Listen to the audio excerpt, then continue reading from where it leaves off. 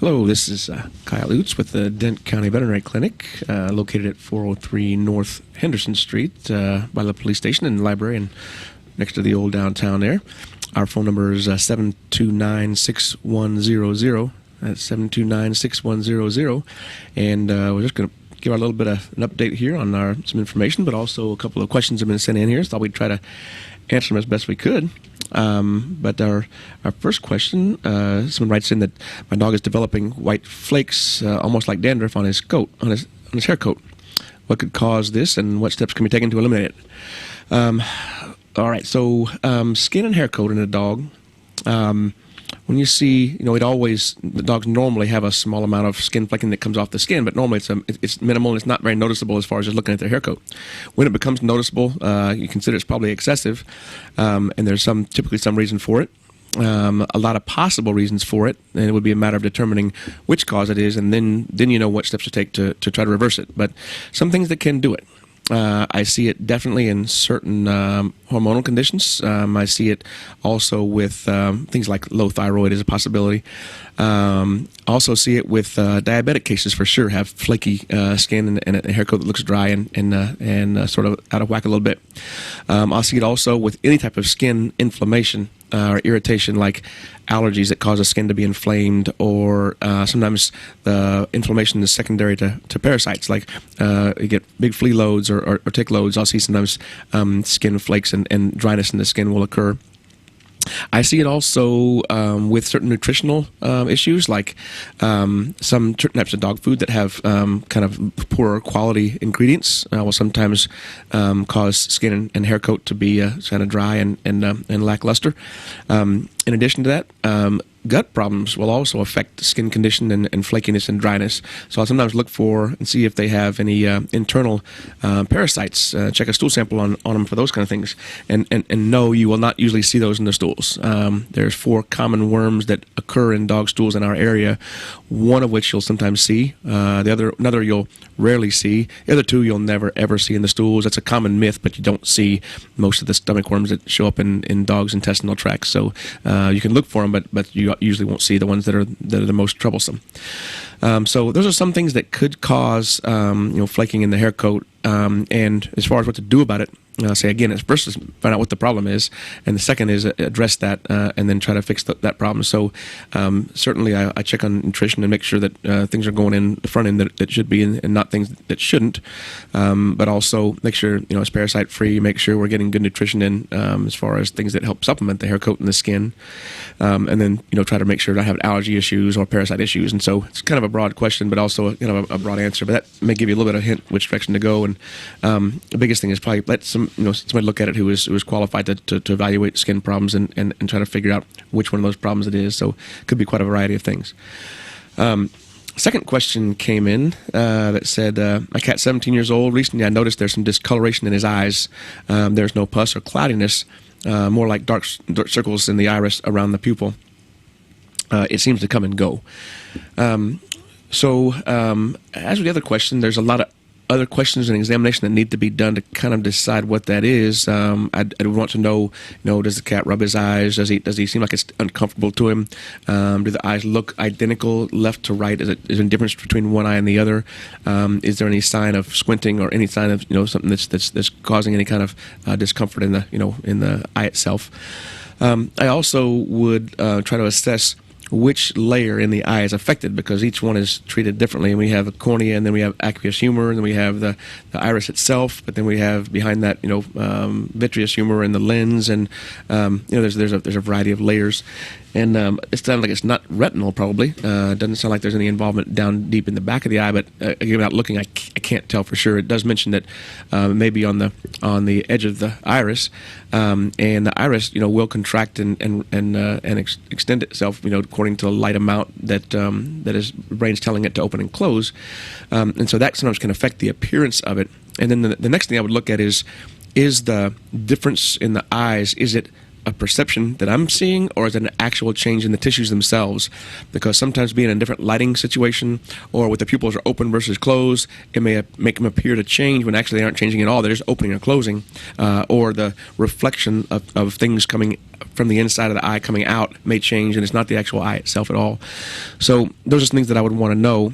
And if it is the iris itself, then I again want to know which one of the layers is giving trouble, and then at what point, when did it start, and why would it be changing? Most situations inside the eye don't randomly wax and wane, back and forth. It kind of randomly. So I just would be curious to know what all is happening in that. And what I really want to do as far as examination is get a light, not only a front examine light, but it's a magnification, and also a what I call a slit lamp that sees through these layers from the side and gets a little bit of appearance of different layers as light is angularly projected through the tissues there to see things that you wouldn't see normally. So anyway, that's things that I think of on the eye, but I can't tell you exactly what's causing it, particularly if it's symmetrical in both eyes. Then I think of other possibilities than some that would happen in one eye only. So anyway, if you have any further question about it, I can't tell much more than that from the question, but you want to give us a call at 729-6100, and we can look at that a little closer and see if there's anything we need to worry about. Other than that gives us our questions for now. So some other things we're going to talk about today. Last time we had a little session, we talked about cat vaccines and in some detail about what they are, how they work, what they do, but we did not. Actually, we did dog vaccines last time. I'm sorry, but we're going to go into cat vaccines a little bit, which are a little bit different, but they have some similar actions and some similar type of use in the body. And with any vaccine, like I mentioned before, what we're trying to do is develop protection against threats that will come later. And the things we've used in cats, fortunately, have been around for quite a period of time, and they've been well tested and well honed down to where they actually work quite well with a quite low level of side effects. Very different than our recent experience in human vaccines, where there wasn't proper testing time, and there wasn't. It was a very atypical formulation and a very odd response and prevention of things. It hasn't done like we would hope that it would do. In cat vaccines, it has been researched for a long time, and it has been these things prevent infection for many situations and prevent sickness for most of the likelihoods, and it actually has had a track record that shows that it does work in a great majority of cats. So that is different than what we've had in the human experience recently here. So the ones that are suggested in cats. Rabies is a legal requirement. That's a law in almost all communities, and the reason for that is not so much that they get exposed to it really often. It's just that human beings can be affected by rabies, and when rabies is contracted, if they actually have the rabies disease, people die. That's kind of the end result of rabies. People can be exposed to rabies and get treatments before they develop the sickness, and many times avoid the illness and get through it okay without ever having any illness. But once they contract the disease, the brain's been affected severely, and there's usually a bad end to that. So since people can get that, that's the reason all cats and all dogs of legal age, and they're required to be at least 12 weeks old, preferably 16, and then they have rabies vaccines annually until they reach a few doses, and they can be every third year in some situations to maintain a protective titer against rabies virus.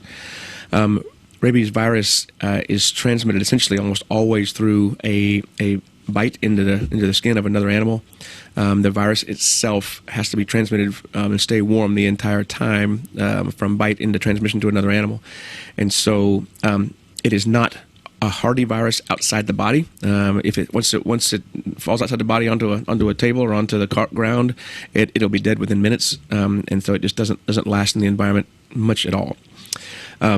Once it's in a wound, it will reproduce locally, migrate to a nerve, and then it will again reproduce and migrate up that nerve to the brain, which often takes at the least weeks, but more likely months to get to the brain, in which case it reproduces heavily and then infects the entire brain and destroys the brain tissue.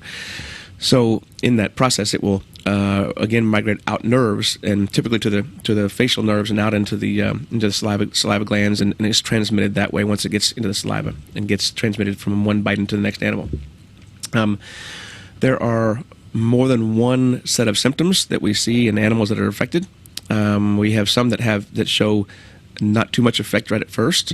Other ones have what's called the dumb form, where they just become almost like they're drunk. They just sort of get really kind of slow to respond. They just seem dopey and overly quiet, and just don't seem to respond to much stuff. That's the dumb form. And then we have what we're familiar with, the vicious form, where they become aggressive and bite or attack or go after things that, aggressively, things that you normally wouldn't go after. So that's the different forms we see in animals that are infected and are actually expressing the disease itself. So our vaccine is quite effective, and if a vaccinated animal does get bitten by a rabid animal, protection levels are quite high if their vaccines are current and they have an adequate blood level of antibody against it. But it does work pretty well. Vaccines, once they give it, it does take some time to respond in the body, and typically, 14 to 21 days to develop, the peak titer level of antibodies that are produced inside the body. So, it does take some time after the vaccine to develop high levels. So that's when it's required in cats. I say it's not my choice or your choice. It's a legal requirement just for protection of people.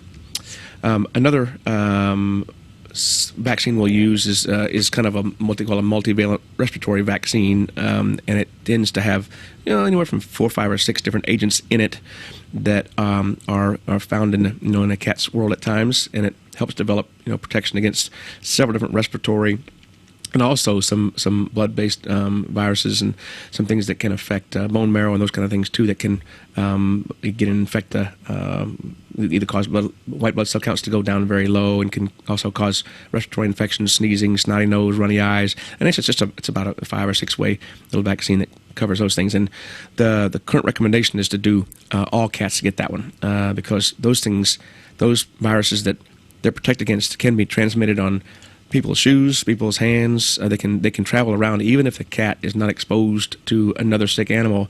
Those things can survive outside the body for sometimes hours or days, even weeks in some situations. And so cats can be exposed even if not outside, even if they're not running around the neighborhood. Things can come home from somebody walking down the sidewalk or picking things up and bring them into the household that makes the cat get sick from that. And I do see some cats get sick with these things when they're not vaccinated that have not been outside. They've stayed in the house the whole time. But people go in and out, and they can carry things in and out. So that's the one we do recommend for all cats. Generally, their series starts at about 6 weeks of age when they're kittens, and then 9, and then 12 weeks, and then 16 weeks, and they're done usually for a year after that. But that is recommended on all cats. Another one that is recommended on some cats is a feline leukemia, and sometimes there'll be available a feline AIDS vaccine that is recommended for cats who either go outdoors at times, or if a housemate goes outdoors at times, that can bring things back into the indoor cat. So we do recommend the feline leukemia, and they typically get 2 of those, a shot and a booster when they're kittens, and then annually after that for a number of years, and then sometimes every 3rd year depending on the situation. So that's one that we recommend because many barn cats, alley cats carry feline leukemia and sometimes feline AIDS as well. And those cats that are infected, they sometimes linger for months or years, and often will die eventually, but they can sometimes spread it to a number of cats before they pass away. If they have it for 2 or 3 years, they can spread it to quite a few cats. Almost all barns with lots of barn cats, they'll have it in there. Mostly big alley cat populations will have feline leukemia, feline AIDS in there, and so those vaccines we recommend just for the ones that are exposed to those animals or have a housemate that goes in and out. So that's also when you typically have annually, or at least in the beginning, some kitten shots and boosters when they're little. If one never goes outside and is never going to go outside, then we don't recommend that particular vaccine. But I tell owners that if at some point you change your mind and you say, hey, this cat's a pretty summer, and the weather's nice, we're going to take the cat outside a little while, let him be outside a little while. Before you do that, get a feline leukemia vaccine or 2 in case you bring the cat outside and it attracts another cat to see the cat and run over there and want to either say hello to it or fight with it or whatever. That we recommend that before you start going outside if you change your mind. So that's the basics we have on feline vaccines: respiratory, multivalent, the rabies, and the feline leukemia if they're outside or have a housemate that does go outside. And so that's our main ones. There's some oddball situations, but those for the most part are what we give on cats and recommend on them. So if you have any other questions or any thoughts or needs to check on something, give us a call at 729-6100. That's 729-6100. Or stop by at 403 North Henderson Street near the old downtown and police station and by the library down there. Anything else we can help you with? Give us a call, let us know, and we'll sign out for today. And y'all have a good day and a good week, and we care for the snowstorm.